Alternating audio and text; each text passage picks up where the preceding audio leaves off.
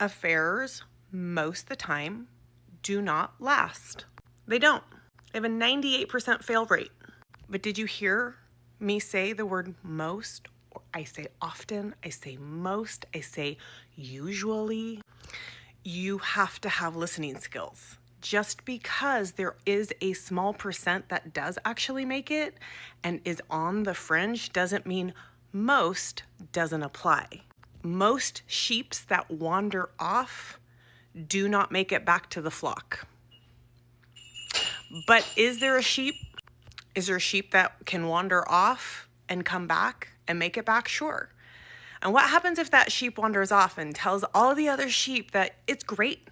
Look, there's daisies out there, there's delicious things out there, and they encourage other sheep to go do it. And other sheep go out and guess what? They get taken by the wolf or the bear or the cougar, or they fall in a ditch and don't make it back.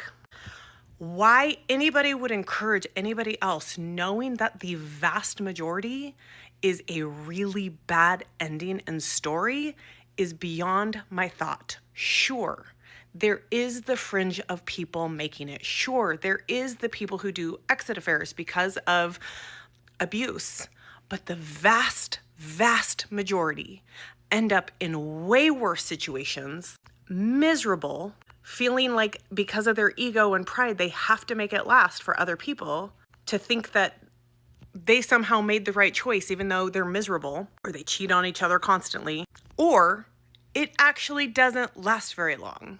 It's mind-boggling that anybody feels the need to say these things and prove it when I say things like most and often.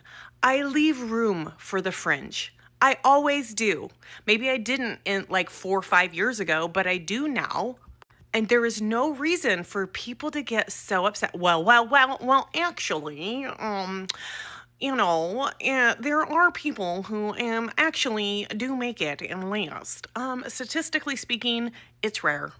And even outside of statistically speaking, the vast majority don't. So why you would ever encourage this is mashugana, crazy. Stop it. I leave room for the fringe. You don't need to try to prove a point because I've already said that there's room. It's your listening skills and you feeling this deep need to, yeah, of course. And you know what? I've even had, I've coached people who started their relationship in such a way. I don't want relationships, if you're married, I don't want them to fail.